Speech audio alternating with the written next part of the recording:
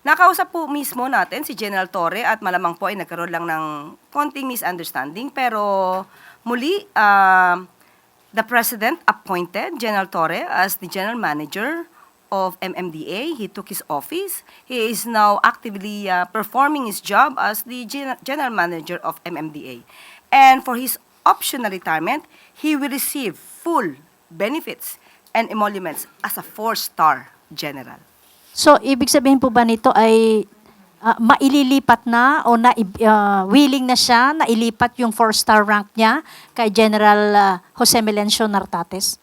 Yan po ang sinabi natin sa kanya.